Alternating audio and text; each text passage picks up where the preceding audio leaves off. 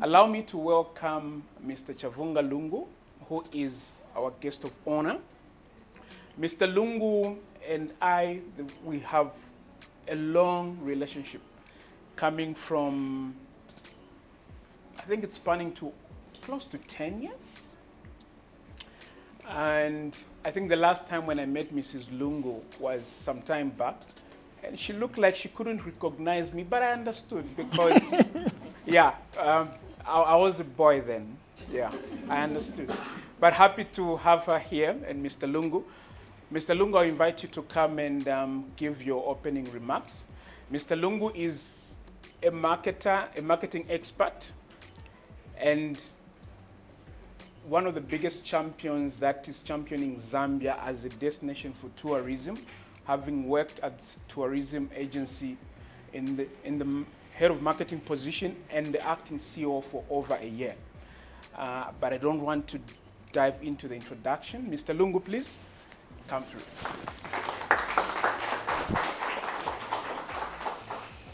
And I must mention to say, you know how busy it could be. So the communication was a bit last minute.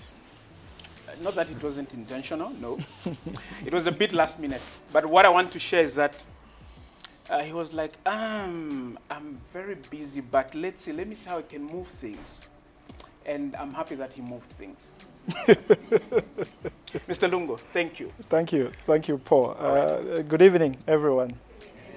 Thanks. When I was walking into the room with my wife, I saw many familiar faces. I said, oh, okay, this looks very interesting. So very interesting faces, very close friends, close marketing professionals, and some that I've worked with in the past. Some we've done very deep things together. Some we've driven from Lusaka to Livingstone, made stopovers, all good and all interesting. And when Paul called me, I said, okay, yeah, in his words, let me move around things and see, because this does sound interesting. But not only does it sound interesting for me, I think it's a matter, especially the twist around it, which is Zambian authors. It's an aspect that is really close to my heart. I'm passionate about Zambia. I'm passionate about Africa.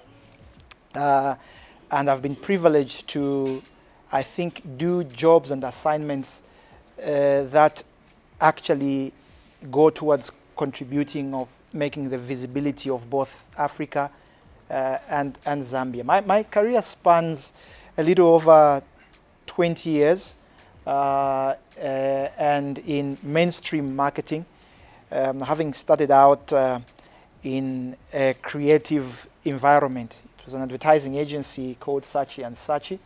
I think it's now called Black Dot, where I worked for 4 years. Then I moved to another advertising agency, and I think that's where we met, Paul. Yes. If I'm not mistaken, that was ZK Advertising, which is now called Altitude. I had the privilege to be there for 4 years. For some reason, I kept all my jobs for 4 years.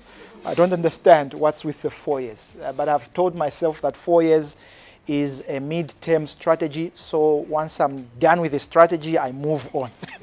So I was there for 4 years as head of client services. Then I had the privilege to be called to go and work for a bank. They were actually my clients, but they were looking for a marketing manager at that time, and they did not look any further. so they called me, and I worked for Stanbic for 4 years. Yeah, Kalumbu, yes. And then I was called to go and work for another bank, which was, at that time, there was an announcement that was made around this bank. It was Barclays. And this announcement was that it was pulling out of Africa. In hindsight, now when I look back, I think there was a bit of some miscommunication. And I think this is where the conversation starts. When you are in charge of communication, or you are given at least a privilege to talk about something which is your own, you are in control of the narrative. And this is where the authors come in. Because there's a narrative around Africa. there's a narrative around Zambia. My last job, formal job, was at the Zambia Tourism Agency. My role there was like this marketing guy for the whole country. And obviously is to push the narrative in the faces of both the domestic tourists and the international tourists.